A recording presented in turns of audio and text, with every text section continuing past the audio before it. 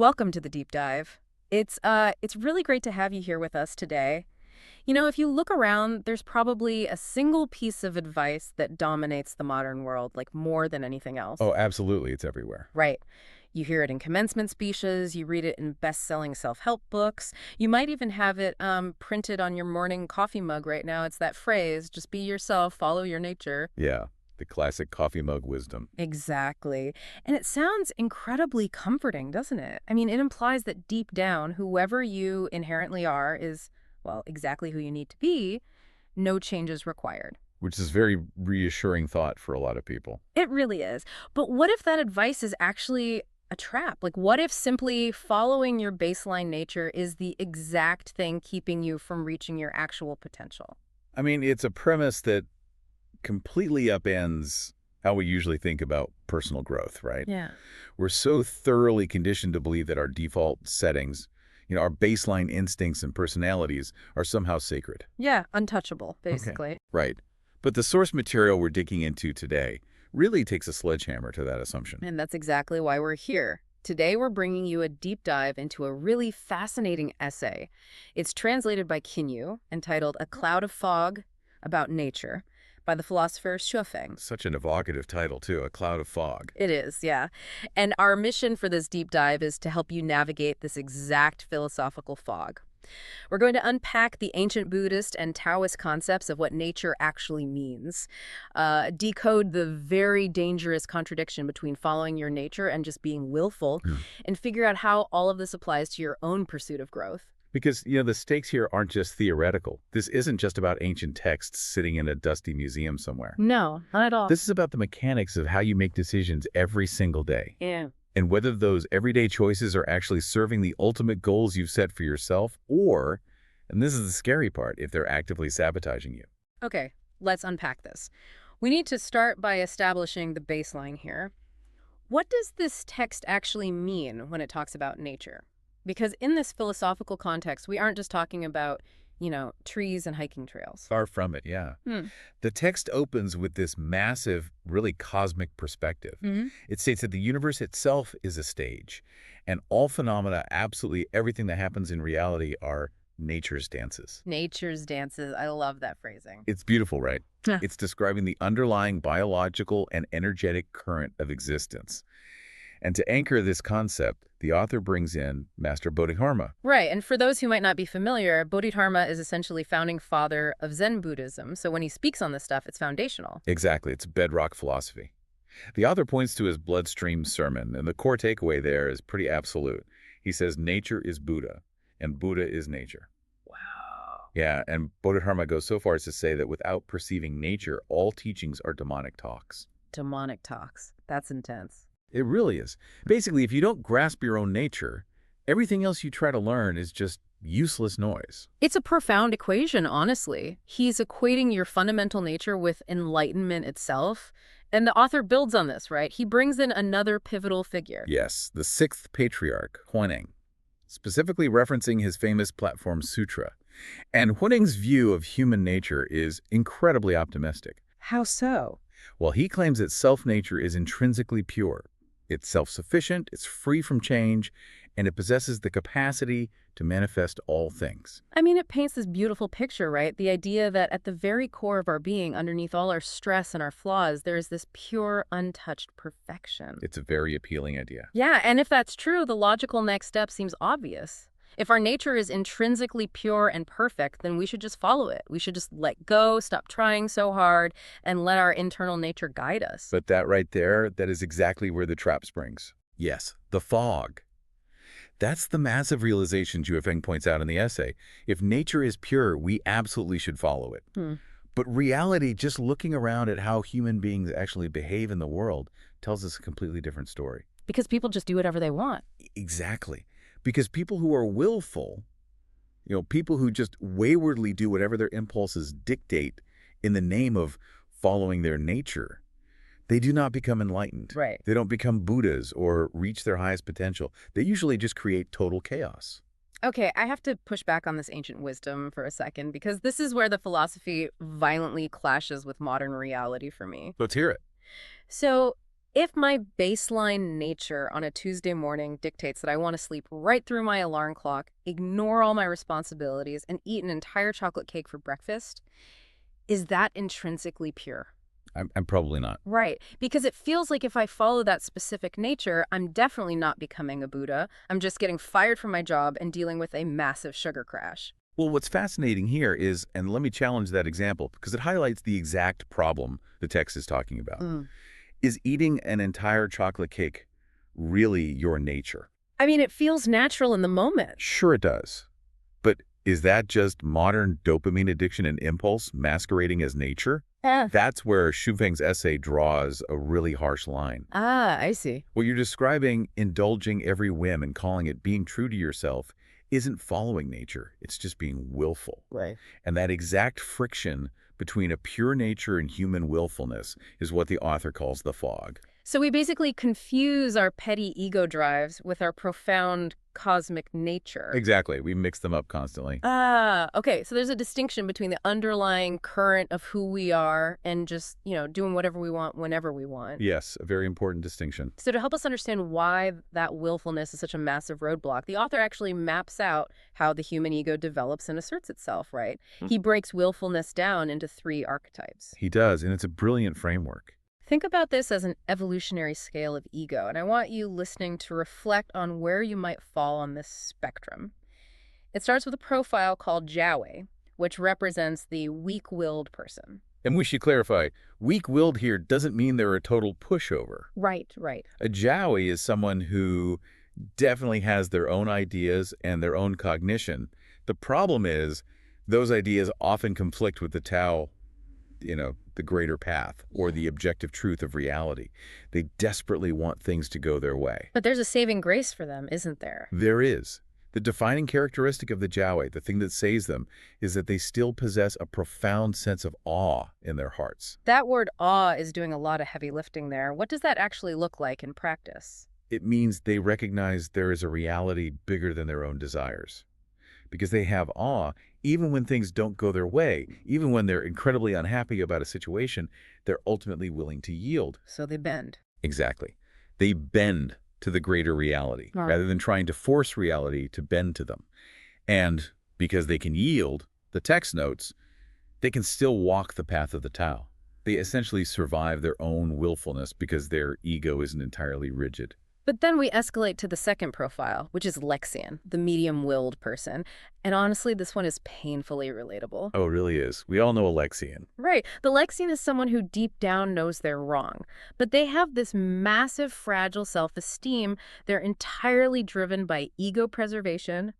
The text says they drift back and forth between the grand path of the Tao and the petty mortal trail. Right. Their trajectory isn't based on what's true. It's based entirely on how their ego is treated by the outside world. The text points out that if their ego is protected, if they're coddled a bit, validated, made to feel important, they'll follow the Tao. They'll do the right thing and be productive. But if they get criticized? Yeah. The second their self-esteem is damaged, they rebel. They stray entirely from the path, not because they disagree with the path, but because their feelings got hurt. This translates perfectly to the modern workplace. Lexian is exactly like that colleague who knows they messed up a major project. But if the boss critiques them just a little too bluntly, their ego shatters. Yep, they completely cut down. Right. Instead of taking the feedback and learning how to do the job better, they just quit. Or worse, they start quietly sabotaging the team. Willfulness in the Lexian is fundamentally tied to this unchecked, fragile ego. And if we look at the mechanics of why that prevents growth, it's because growth inherently requires your ego to take a hit. Yeah. You have to admit you don't know something or that you were wrong to learn something new. Exactly. If you're Alexian, your defense mechanisms prevent that yielding process entirely. You just can't grow. Which brings us to the final, most metastasized version of the ego Tiangxin, the strong-willed person. And this profile is intense. Very intense. The Tiangxin is desperate to act entirely on their own wishes. For them, emotions completely overpower rationality. They absolutely refuse to comply or succumb to the Tao, no matter what reality throws at them. And the author makes a really sharp sociological and psychological observation here that explains why this happens. The text notes that these strong-willed people are usually spoiled. Spoiled, yeah. They've had too little frustration in their lives since they were young, because the environment around them never forced them to yield. Maybe their parents fixed every problem, or they were naturally gifted and never had to struggle. They never developed the psychological muscle of yielding. They just expect the world to adapt to them. Literally, they believe their internal will should dictate external reality. Wow, it's like a toddler's mindset trapped in an adult's body. So looking at this progression from Jiaojuan to Lexian to Tiangxin, it becomes incredibly clear why being willful and just indulging your ego completely blocks you from any kind of real enlightenment or maturity. Completely blocked it, yeah. But this brings us to a massive collision in the essay. If being willful, acting on your natural impulses and ego is so damaging, why did ancient revered masters like Huineng claim that our self-nature is intrinsically pure? This is where Xuefeng makes his most controversial and radical claim in the entire text. He looks at centuries of established Buddhist philosophy, points directly at Huineng, and essentially says he was wrong. Here's where it gets really interesting. You do not usually see modern philosophers just casually telling the patriarchs of Zen Buddhism that they completely missed the mark. That is like philosophical heresy. It's an incredibly bold move, but his underlying logic is striking. The author argues that self-nature is not purely perfect and free from change. Self-nature has birth, it has annihilation, and it cannot produce everything. Xuerekin's basically forcing us to stop romanticizing our inner world and actually look at what baseline nature really is out in the physical world. And the picture he paints of baseline nature is definitely not a peaceful Zen garden. No, not at all. It is a brutal, overwhelming, almost terrifying driving force. The author lists these vivid examples: massive mountains erecting, water flowing and being completely fickle, plants growing in a frantic frenzy, animals fighting and violently killing each other, and humans fighting and robbing each other. All of this, the text says, is the direct deduction of baseline nature. Right. And because of this, Xuefeng concludes that blindly following nature isn't just problematic, it's genuinely dangerous. Dangerous. Yeah, he poses a brilliant question. Aren't wolves and tigers just following their perfectly pure nature when they tear apart their prey? Aren't thorny vines and brambles just being true to themselves when they choke out the oak trees around them? Wait, I have to challenge this comparison because putting all of these things in the exact same bucket feels overly cynical to me. How do you mean? Like, is the text really saying that the majesty of a mountain erecting, tectonic plates shifting over millions of years to create the Himalayas is the exact same mechanism as a wolf violently killing a deer or a human being robbing a bank? Are we seriously boiling all of baseline nature down to just destructive blind momentum? Well, if we connect this to the bigger picture, yes, that is the exact biological and energetic reality Xuefeng is pointing to. As humans, we desperately want to romanticize nature. We look at a serene sunset or a calm ocean and think, oh, that's nature. Right, we pick the pretty parts. Exactly. But Xuefeng is violently stripping that romanticism away. At its core, biological nature is about survival, expansion, and unchecked momentum. The tectonic plate doesn't care if it crushes an entire ecosystem when it shifts. True. The wolf isn't malicious, it's just hungry and driven by instinct. So human malice or greed is just that same blind momentum expressed through a more complex brain. Exactly. And if you're listening to this and feeling a bit defensive right now, thinking, hey, my baseline nature isn't to go out and rob people, hang with us here. The author isn't saying you're inherently evil. He's saying your baseline biological programming is entirely self-interested. Okay, that makes sense. If you, as a human being, just let go and follow your baseline nature without any discipline, yielding, or higher framework, you don't magically become a Buddha. You default to your base animalistic programming. You become the wolf. You become the thorny vine choking out the people around you just to get your own sunlight. That is a staggering shift in perspective. If we use a different analogy, it's like tending a garden. The old advice of just follow your nature is like saying just let the garden be what it naturally wants to be. And we know how that ends. Right. If you actually do that, the garden doesn't turn into a perfectly balanced, beautiful ecosystem. It gets completely choked out by invasive weeds and brambles because the brambles are much better at unchecked survival than the roses. That's a perfect way to visualize it. To get a beautiful garden, you have to actively prune and discipline the baseline nature. You have to cultivate a higher nature. And that reveals the massive dilemma at the heart of this deep dive. Which is? If we're supposed to perceive our nature to reach enlightenment, but our baseline nature is just a brutal survival mechanism, what exactly are we supposed to be doing? And that leads us to the ultimate filter of this essay. The realization that you aren't just handed in nature, you actually have to choose it. Yes, choice is everything here. The text poses these stark, uncompromising questions. It asks, when you say you are following nature, which nature are you following? The nature of a devil, or the nature of a Buddha? The Hmm. nature of a beast, or the nature of humanity?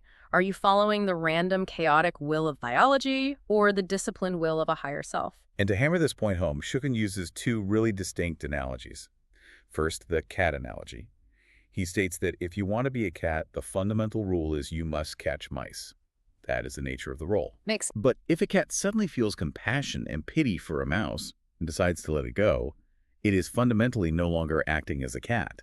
By indulging in an emotion outside its designated role, it has violated its own nature. Wow, okay. And then he scales this concept all the way up to the divine with the immortal analogy.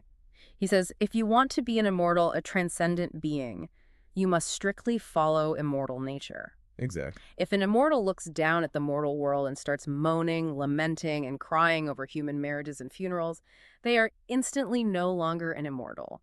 They've lost their transcendent nature by indulging in basic human sentimentality. What he's illustrating here is that identity is inextricably tied to action and discipline. The conclusion he draws is incredibly strict. If your goal is to reach heaven, to become a Buddha, or just to reach your absolute highest potential, you must perceive how the universe works. But you must emphatically not follow human nature's obsession with what the text calls the passing clouds of the physical world. Passing clouds. Yeah, you have to actively reject the debauchery, the petty ego dramas, and the fleeting emotional impulses of mortal life. So what does this all mean for us? Going back to our garden, it means you can't just throw seeds on the ground and hope for the best. Nope. It's like playing a video game. You can't use the rules of a racing game if you're trying to win a chess match.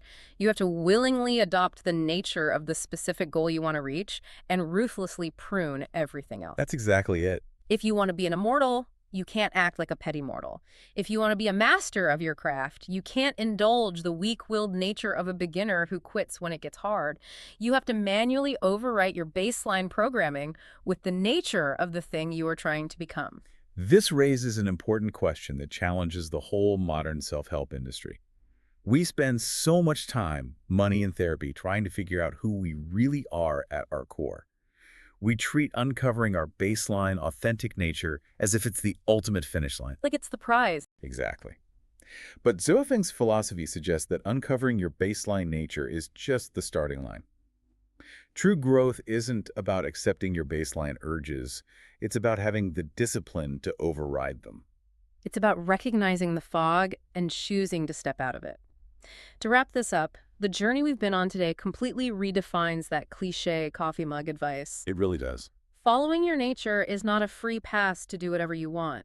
It's not a philosophical excuse to sleep through your alarm, lash out at your coworker, or let your garden turn to weeds. It requires you to look honestly at those three archetypes of willfulness and systematically dismantle your ego. You have to stop being the Jiaoyi who only yields reluctantly and with resentment. You have to stop being the Lexian whose entire life trajectory is dictated by whether their pride is stroked or hurt. And the Tiangson. And you absolutely must stop being the Tiangson who acts like a spoiled child demanding the universe bend to their emotional whims. You have to constantly ask yourself in this exact moment, am I acting with the nature of a beast or the nature of a Buddha? Exactly. And that is the practical, everyday takeaway for you listening right now, tomorrow, or even later today.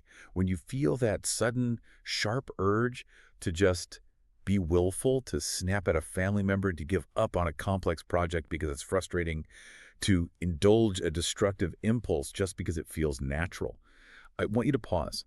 Take a breath and ask yourself, which nature is driving me right now? Is this the nature of my baseline biological survival or the nature of who I am actively trying to become? That is such a powerful filter to run your life through. It forces absolute accountability. But as we close out this deep dive, I want to leave you with one final lingering question. It's something that isn't explicitly answered in Zhui Feng's text, but it builds off everything we've unpacked today, and it really flips that opening premise on its head. No, I'm curious. Think back to the idea of uncovering your authentic self.